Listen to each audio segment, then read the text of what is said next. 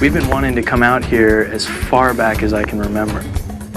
This is kind of like a perfect example of what was traded on the Silk Road. Going over deserts and mountains, then imagine at the end you could still be plundered by barbarians. I have to keep reminding myself that this is China. This has been a hell of an adventure. I'm Jeff Hutchens, and I'm a photographer. I'm Peter Hutchens, and I'm a filmmaker. We grew up in China, and now we're going back. To capture China in its moment of change.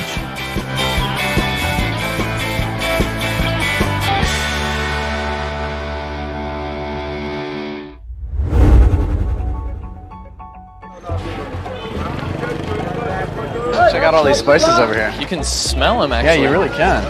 Yeah. Hey, how's it going? 这个都是什么？调料。调料和这个。So spices and tea? Spices and tea. Can we smell it? Can I try this one?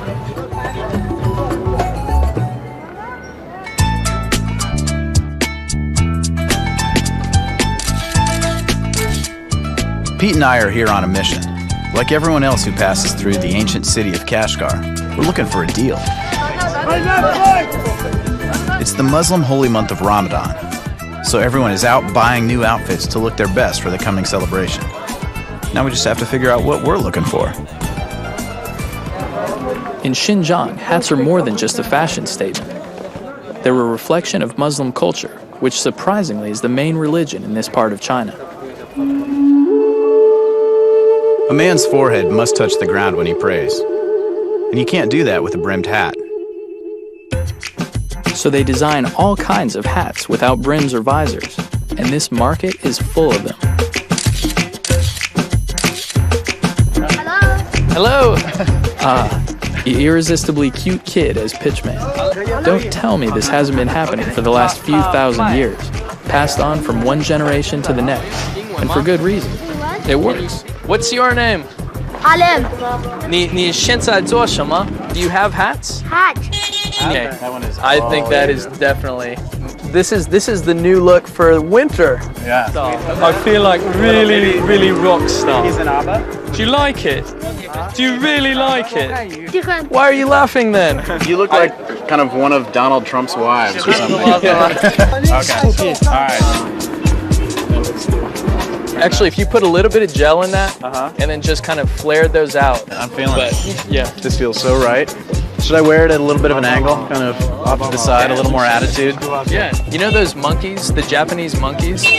Like that have, the hot bath monkeys that have like the red skin and like the really crazy white fur? I totally look like a macaque monkey. I think we're gonna look a little bit more. This is one of the most isolated parts of China, the Xinjiang region. And Kashgar is one of its largest cities. I mean, this is a region that we have always wanted to go to ever since we were little. And, we haven't been able to for one reason or another, whether it's because this area was kind of off limits to foreigners or just, it's far too, Kashgar is just about as far west as you can get in China. And back in the old days of the Silk Road, merchants would breathe a sigh of relief when they rolled into town. The city provided a welcome respite from the heat of the desert. And Western traders traveling through the treacherous Pamir Mountains would know that their journey had been worth it when they finally reached Kashgar. Kashgar feels really different. It's not like any other part of China we've seen before. Yeah, no, you feel really far away. Yeah. And even like the faces and stuff feel far away. I know. If you look around here, no two faces are alike, and you don't see anybody that looks even remotely Chinese. That's because these people are Uyghurs, more closely related to Turks than the Han Chinese, who make up over 90% of the country's population. If you look at a map, Kashgar is closer to Moscow and New Delhi than it is to Beijing. And it played an important role back in the days of the Silk Road, a central location next to one of the few mountain passes camel caravans could get through. The Silk Road began as a route into China around 300 BC and grew to span over 6,400 kilometers during the Roman Empire. And for the next few centuries, if the Chinese wanted to get their goods to markets in the Middle East and Europe, a good plan was to go through Kashgar. Or if Westerners wanted to bring their goods to China, this was a common route they took. And that's why we're here, to retrace some of the most ancient parts of the Silk Road, to get a sense of what it was like in the past, and what's in store for the future. With so many people coming and going through Kashgar for centuries, the city is a cultural melting pot. But with China's recent surge in modernization, we want to see which traditions are surviving, evolving, or disappearing entirely. One thing that hasn't changed is Kashgar as a commercial center. For those camel caravans heading through the mountains, this was the place to buy, sell, and trade. And a lot of money changed hands in the city's markets and bazaars. And it's no different today, especially with the fast-breaking festival after the end of Ramadan. This place is crawling with people, and I mean, you see like copper, and you see fruits and vegetables, and well, it has a real kind of trading feel and stuff, it looks like. I can't tell who's buying and who's selling, and I can't tell who's going to hit me on their motor scooter either. Watch the bus.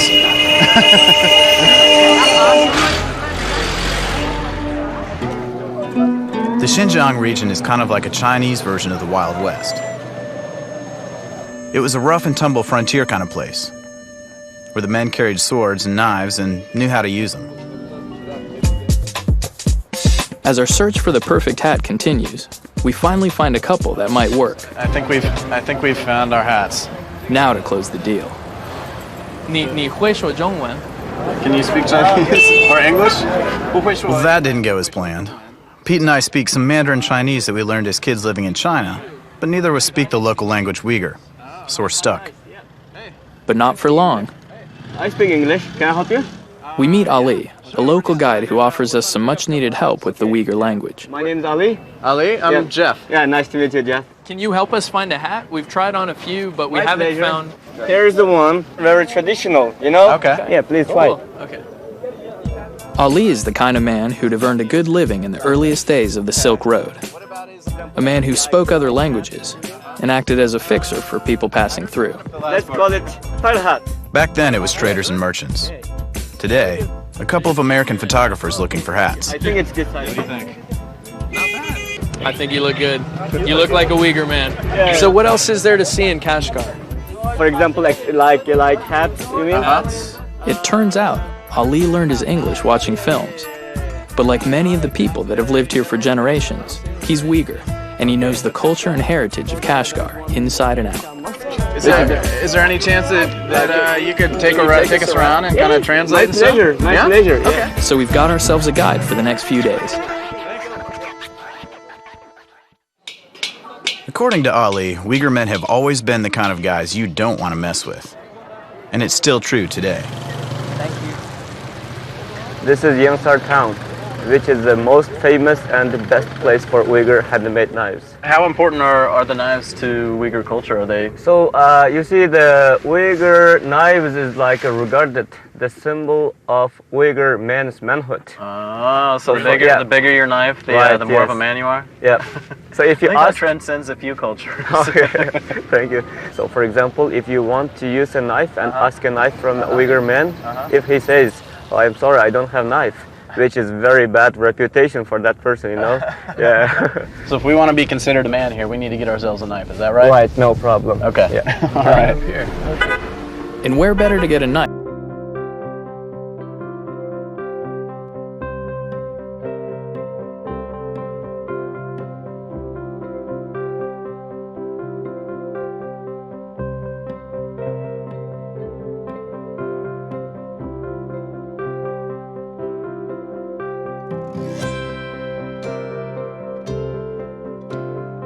Happens, Ali. Oh, wow.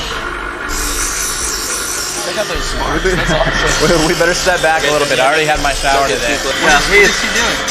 sharpening the knife. How long does it take them to learn how to do this well? Bak bıçakını yasaklı ürünüş kaçak vakti dedi.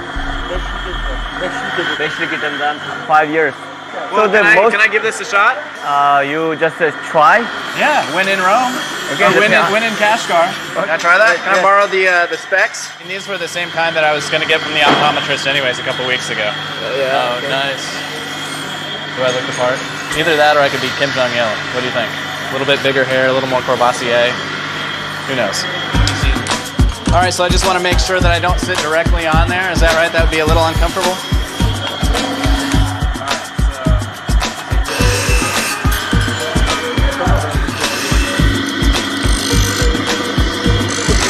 Jeff, you'll always have a job here in Yangasar. I guess so. If this whole photography thing doesn't work out, then maybe this is the way to go.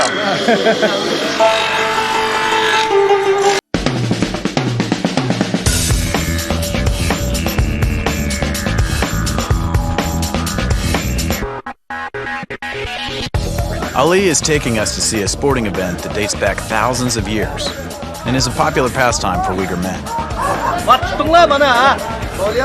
After months on the road, the caravan traders were eager for entertainment, and who knows, perhaps a little gambling on the side.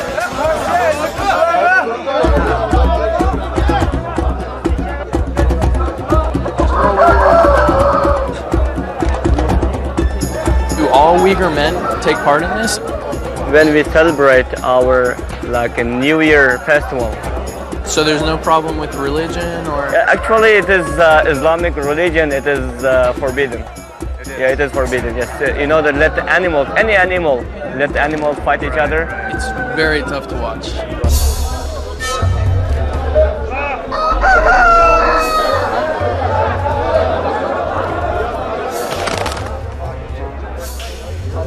How do you know when one of the cocks wins? I mean, is it fighting to the death? For example, if the brown cock stops or run away, which means it lost. Call me sentimental, but there's something about watching two roosters rip each other to shreds that reminds me of the fights Pete and I had as kids.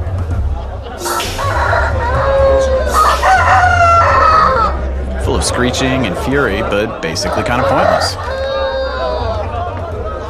And like the brown bird in this fight, I was the one that ended up bloated for no good reason. I think I may have seen enough. You guys want to head out?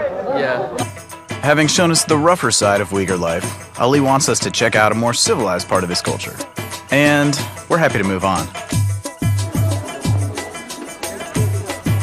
With traders always passing through the city, the people of Kashgar would have been among the first to hear about new inventions, or innovations in something as universal as music. For Uyghur people, we love music. Man, Ali, you weren't kidding there. It's all kind of traditional music instruments. So like guitars, what else? Right, yeah. A whole lot different from any other ones. So everything. Can I try this one? Yeah, why not, please. Okay. Let's see. Be careful.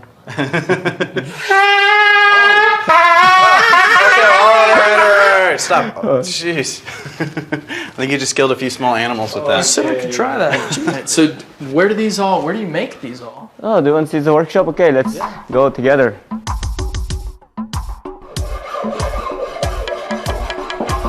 Here's the workshop. So all of the instruments that we saw on display out there, they make them back here? Yes, all made here, like by hand. This skill has been handed down to Uyghur craftsmen for generations. And throughout history, the ability to coax sounds out of inanimate objects has always led to this: the impromptu jam session.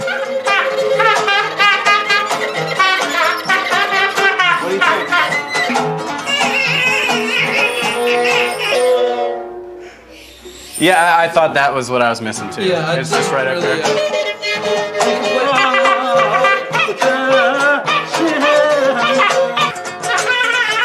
I don't think we should quit our day jobs, but thank you, sir. You. Thank you.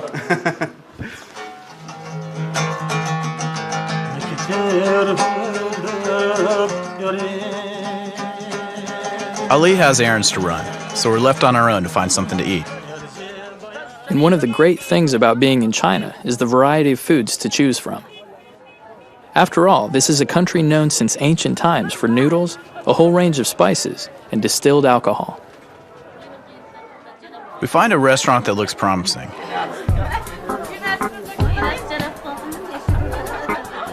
Inside, everyone is eating kebabs. It must be the house specialty.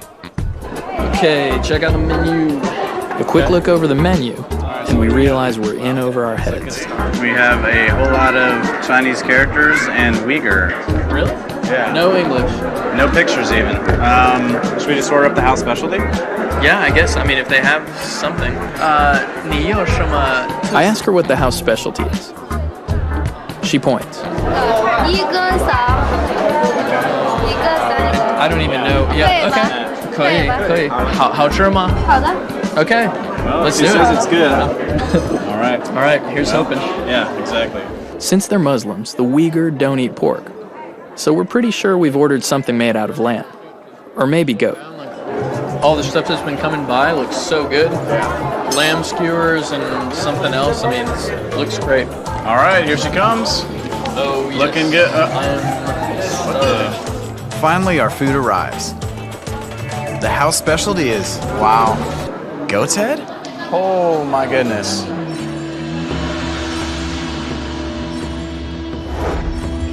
We're on our way to meet the Kyrgyz people who live in the Pamir Mountains, sometimes called the roof of the world. These mountains cross over the western edge of China on the border of Tajikistan, and will be following pretty much the same path as the silk traders did centuries ago. This was probably one of the most difficult parts of the journey to the Middle East and onto Europe. A winding trail through snow-capped peaks, where avalanches and rock slides were par for the course. Ali, how many people would travel together in one caravan? In one caravan, about 10, 15, 20 caravans travel together, especially on this road. 50, 60, 100 people. Why would so many people travel together? Because on this road, especially on the pass, you know, the Konjula Pass, many bandits. Really? Are there any left today? Oh, no. At its full 6,400 kilometer length, a trip along the Silk Road could take traders months to complete. And a quick look at the landscape tells you why. You see those mountains off in the distance? Yeah. Ali, these red mountains are incredible out here. Yeah, so Kulin Mountain, you can see many different kind of color here. Is that where we're going out there? Yep, we went the other side of that mountain. That's Gungur Peak. Ali tells us there's no fresh fruit or vegetables where we're headed. So like ancient traders looking to ward off disease, we better stock up. This is Opal, so it is a good place to get some fruits. Okay, let's go out to get some fruits. Oh, they have all kinds of fruits. Asian pears, Okay, let's watermelon. see. Watermelon, sweet melon, apple, grapes. Okay. Many different kind of fruits. Oh yeah, pomegranates. I love And pear, pomegranates. yeah. Man, this stuff looks good. Like, pretty much everything seems to be in season here, doesn't it? Yeah. Okay, so you like pomegranate, you said, right? Yeah, I love Okay, pomegranates. yeah. So And what should what's we the get? one behind it? Yeah, it is sweet melon from Kashgar. Very Okay, famous. Let's do Well, it. let's grab a couple Yeah. pomegranates and a melon and then hit the road again. Okay. Hey, Pete, think fast. I'm not a rugby player. I'm going long. Over the shoulder.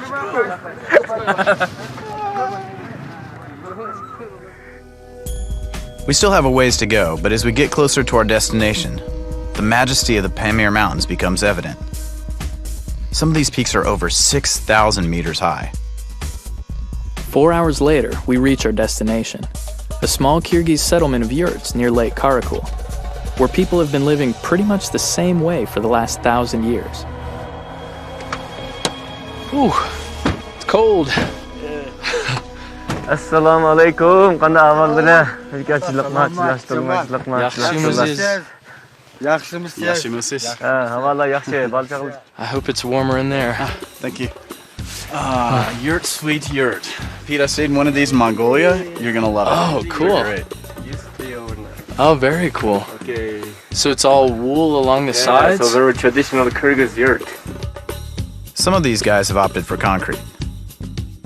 Traditional yurts are made out of sheep and camel wool. The interiors are bigger than you'd expect. And I'm glad to see there's a stove.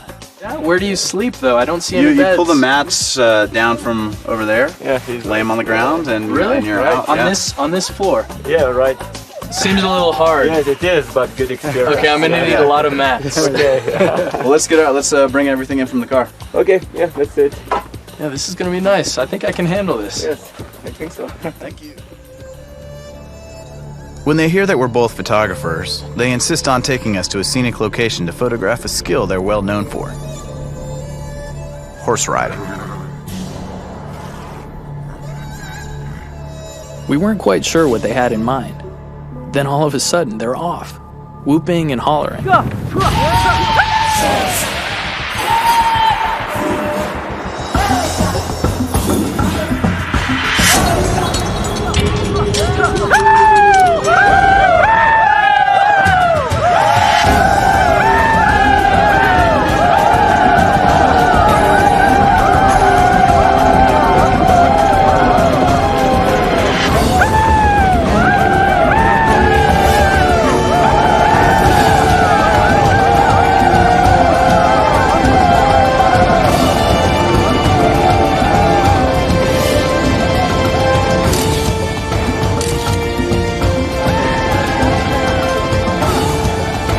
For just a moment, I had the sense of what it must have been like back in the old days, when a bunch of knife-carrying horsemen bore down on your caravan, and you had no choice but to fight, or abandon all those silks and spices you've been hauling around for months. Then, as suddenly as it started, it was over. There were a few final whoops, and then everyone got off their horses and went home to bed. Which sounded like a pretty good idea to us, since we'd be warned we'd be waking up at dawn.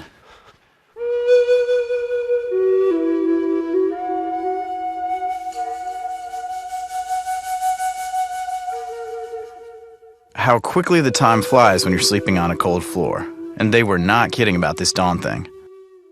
It's time to get up. Yeah, please. Peter and Jeff. Yeah, time to get up, guys.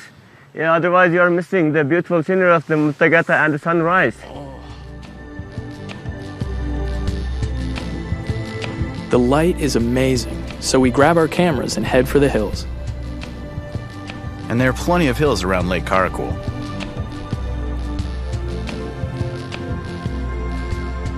Thanks. Man. Oh, wow.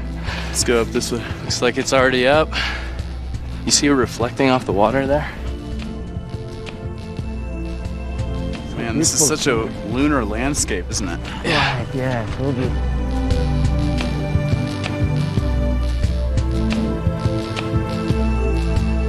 It was this rugged environment that shaped the culture of the Kyrgyz people, a nomadic group who relied on their animals, always looking for new scraps of pasture land for their goats, sheep, and horses. If you were a Kyrgyz, you dealt with animals all the time, raising them, feeding them, and riding them. And just like a cowboy, these animal herders had to be expert horsemen. And just like our cowboys invented games for themselves, like bull riding and lassoing cows, the Kyrgyz play a goat game founded many centuries ago. Hi guys, would you like to join? Yeah, let's, can we hop on a horse? Yes, no problem, please. They will help you, okay. Neither of us are expert riders, though one of us might be just a little bit better in the saddle than the other. Or maybe they sensed Jeff's fear because we suddenly realized that we won't be riding alone. So this is basically polo with a headless goat? Okay, 2 teams, 1 headless goat, and a goal marker. First team to get the goat to the goal wins. Got it. Yeah. Let's do this. Yeah, brother against brother. All right. Toast. I don't think so. You guys are gonna get worked. No, I just learned how to say we're gonna win in Kyrgyz. What's that? Utok! And we're off. Oh, here we come, here we come. Oh, he's got it between his legs. I hope he's on my team. You can see where this game is a great way to practice your skills as a horseman. Kyrgyz men get to see who's the strongest and most skilled rider. It's both a game and a centuries-old test of manhood. It looks like Team A is doing really well off the tracks. Go, Chua, get him. The score 0-0 here at Pamir Stadium. Here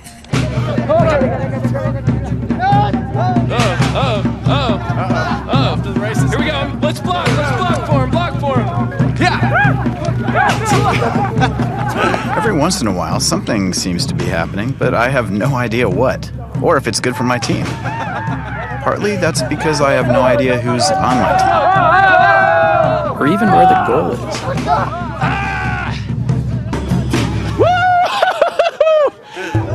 I'm not giving it up. Finally, probably out of pity, they let me and Pete grab a leg, and we start pulling on it. There's probably some super slick goat game move that I could use at this point, but since I don't know any, I just keep pulling on my little bit of goat leg. Come on! Never! This is for all the times you beat me up. Yeah! Woo! Woo! Utok! What just happened there? I think we won. This is the only place that I will ever play headless goat polo. Yeah, I'm not gonna. You can't just take it anywhere. I'm just wondering if I get the game ball when this is all over. Utok!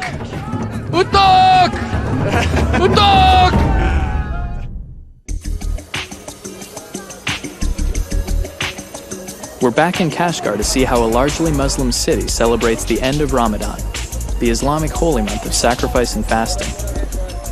The Muslim religion came to this region centuries ago along the Silk Road. So this is Nat Geo Mosque, the biggest mosque in China. So on the festival time, now it's Ramadan. End of the Ramadan, we have a big celebration. And 50,000 people. 50,000 people 50,000 here. in this square? Yeah, right. Wow. I'll have to see that to believe it. Right. Wow. Yeah. It's amazing. End of Ramadan. During Ramadan, Muslims are required to fast during the day. At dusk, vendors start preparing food for the hungry worshippers. Everyone is ready to eat. Oh, wait, here we come. Okay. So what are these? These look, So this is like stuffed bun. We call it samsa. samsa? Yeah, it is Kind of like a baked in samosa the special sort of thing? oven. Can we try it? Yes. And Is it hot? It is hot, yes. And it is mixed inside. Beef, Way too hot. onion, and the fat mixture. Smells good. Yeah. Yes.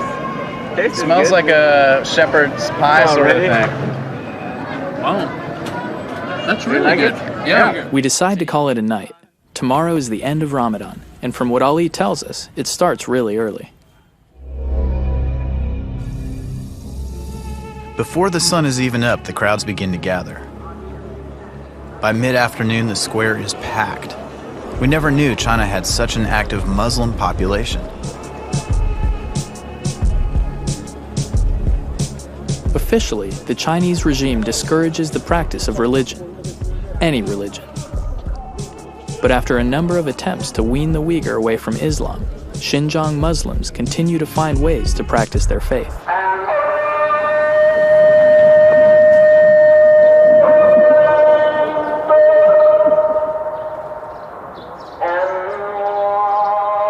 Today, many Chinese Muslims are pretty much free to practice the religion they acquired over 1,000 years ago.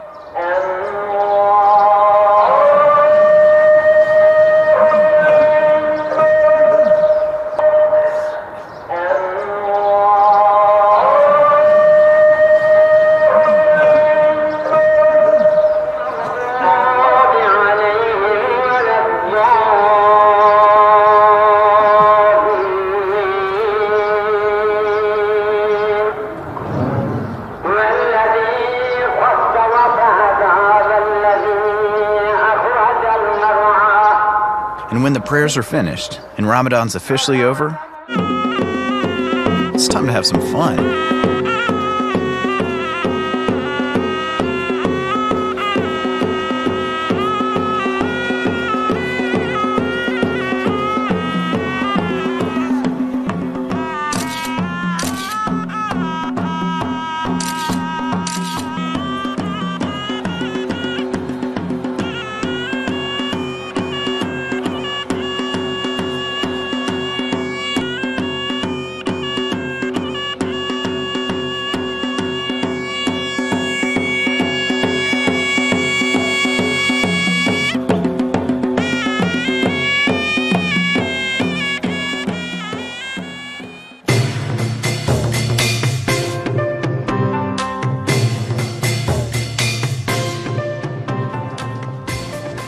That night, we wandered through the streets of Kashgar, watching the city celebrate the end of Ramadan. You can see everyone's out here.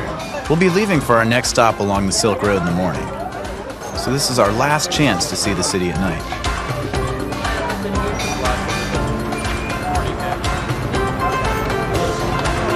Near the center of town, we get our first reminder that we're still in China. The bright lights of a central square and a familiar face. Mao Zedong, the founder of Communist China, stands tall over the city. Muslims, in the shadow of Mao. Would he recognize modern China? We're on a highway, headed south towards the jade capital of China, the city of Hotan. It's a 500-kilometer trip, most of it on a single highway through the infamous Taklamakan Desert, near the Kunlun Mountains in western China. And you can see why camels would have been useful. This place is just barren. Sand, sand, and more sand. Man, there's nothing out here.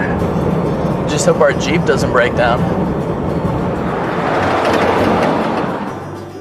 Along the way, we drop by to see an old friend of Ali's, a traditional falcon hunter.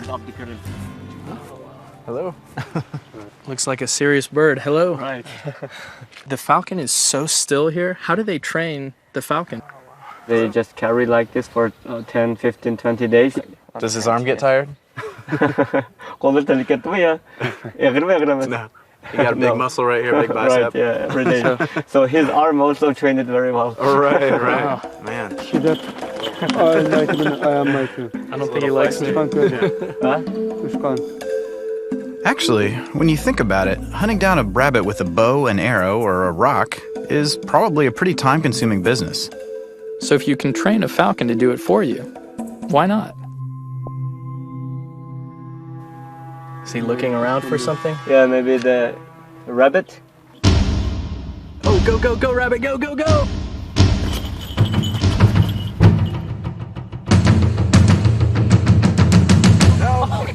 Oh, yikes.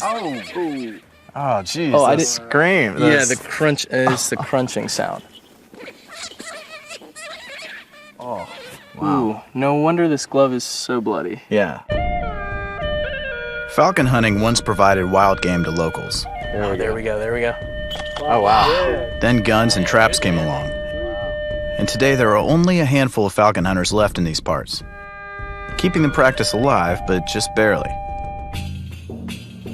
But one part of Xinjiang's culture that's still very much alive is jade hunting, which the Chinese have been doing since the beginning of their history. And you can still make money at it. So we decided to do a little jade prospecting ourselves, in a riverbed outside the city of Hotan. We've been told that jade is harder than other stones, and rather than the green color that some might expect, it should be white, like sheep's fat. And supposedly it's just lying around here, hanging out with all the other river pebbles. That one's not bad. Let's see.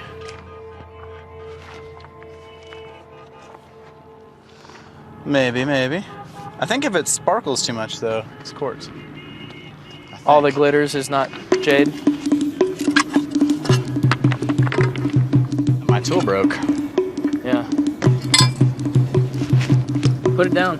Try with your hands.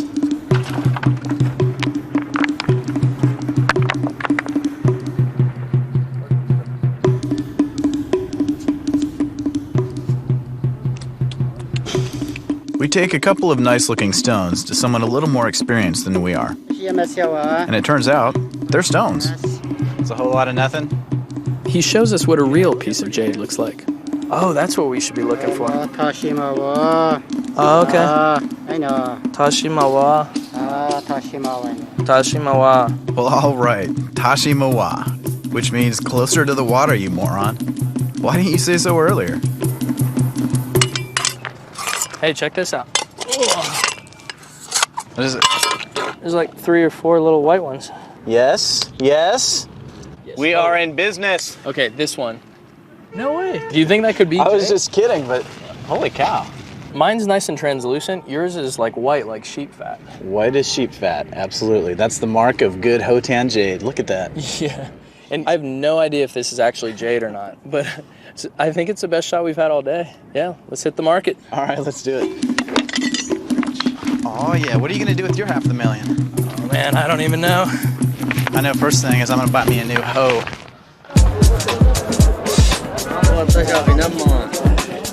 To our surprise, the jade market is hopping, with lots of people buying and selling stones. In ancient China, jade was considered more valuable than gold. Later on, emperors accepted raw jade from this area as a form of tax. Especially the precious white jade, like the ones we think we've just found.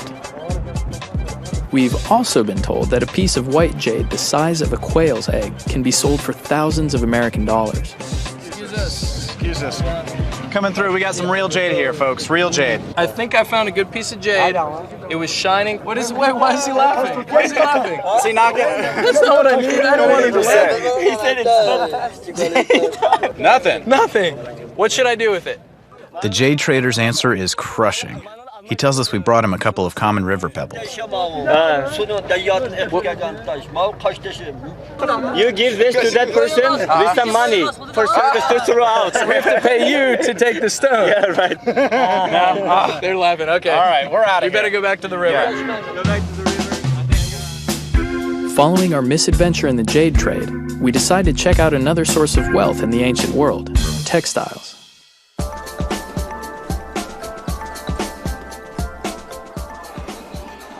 This rug-making shop employs about 100 women, who make about 40 rugs a day out of wool and silk.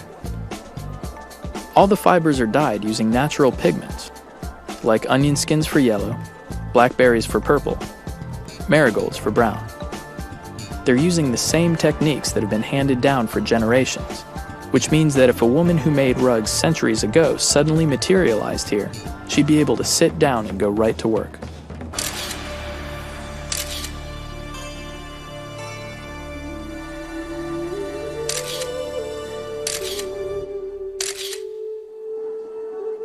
We'd love to buy a rug, but we're traveling light.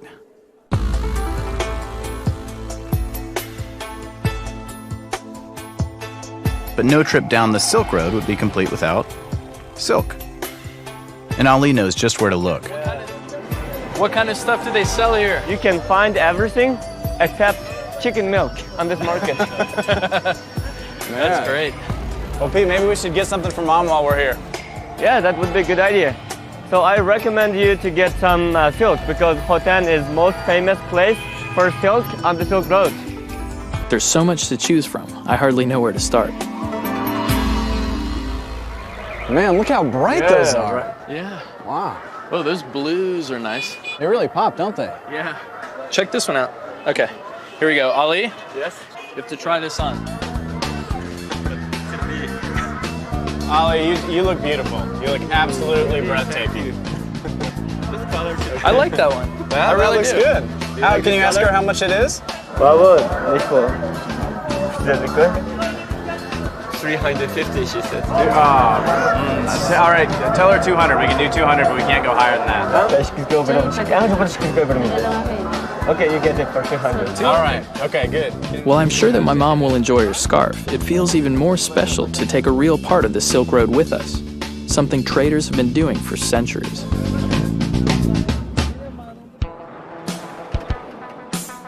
We've said goodbye to Ali, and we're headed for the final leg of our journey along the Silk Road through the Taklamakan Desert, which is looking more and more inhospitable by the minute. Imagine trying to cross this like 500 years ago on the Silk Road. Jeez, that sounds like a nightmare. I think if we really want to know what the Silk Road's all about, we gotta ditch the 4x4 and hop onto a couple camels.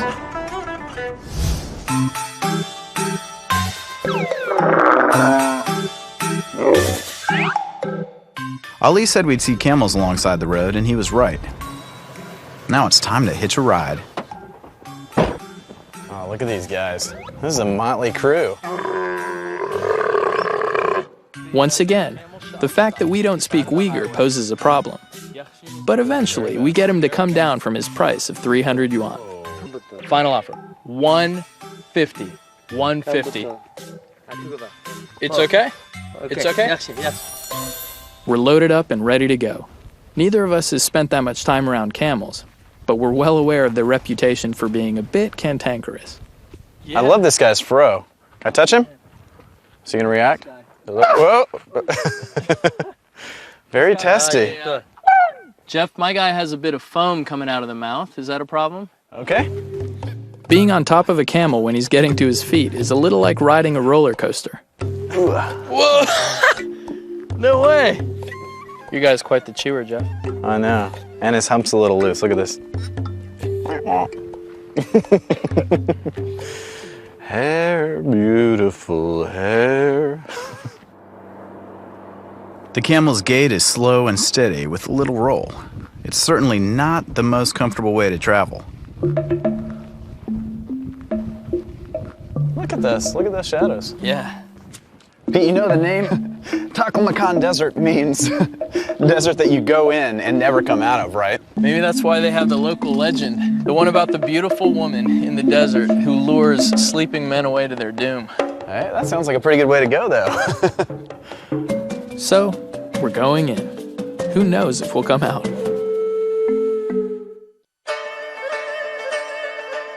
It's hard to imagine spice merchants spending months slogging over the Taklamakan Desert.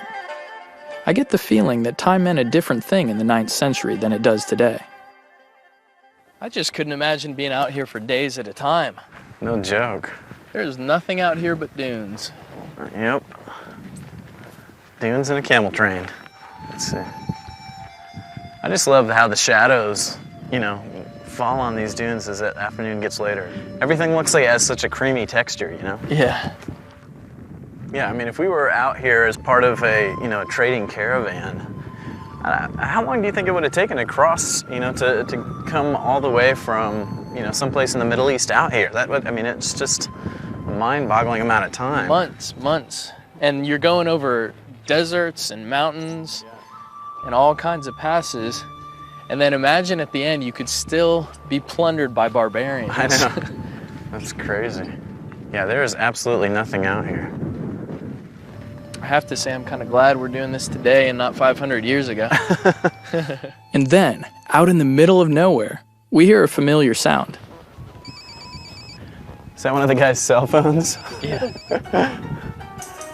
It's a strange blend of the very old and the very new, and reminds us how much the world has changed since the first caravans passed through these dunes.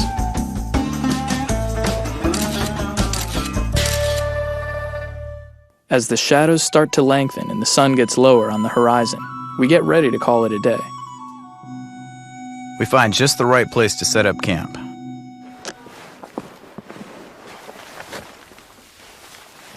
As I build a fire, I can't help feeling like the old travelers of the Silk Road must have felt.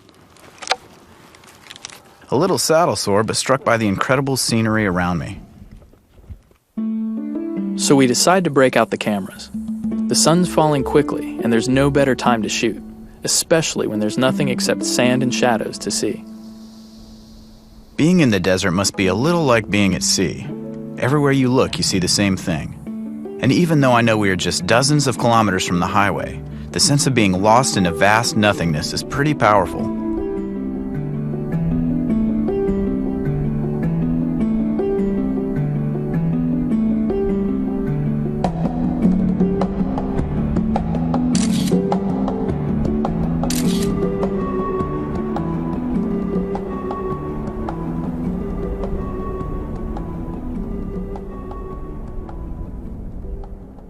It's our last night in this part of China, so it seems fitting we should spend it under the stars, in front of a campfire. This has been cool, coming, you know, finally getting to come out here and seeing all of Xinjiang. It's great that we had, you know, we're able to come out here together. We've been wanting to come out here as far back as I can remember. Yeah. I mean, I just remember from being so little and living in China and wondering what this part of China was like. Yeah. Not being able to come out here. And finally, we've had a chance to see it. And the coolest thing was to see how much Islam, which came by way of the Silk Road, has just transformed this part of China. You know, to be honest, I've been pretty surprised to see how much influence of the Silk Road there still is in this area. You know, whether it's food, religion, or, you know, just people's faces. I think what really brought it home to me was at the mosque the other day for the prayer, you know, just seeing 40 or 50,000 Uyghur Muslims praying there. Like, I couldn't believe that I was seeing that kind of religious display in China. That blew my mind. And that's a total holdover from, the Silk Road having come through here. And not only there, but when we went up into the mountains and saw the Kyrgyz nomads, and we stayed in the yurts, and we played the headless goat game, whatever that's called.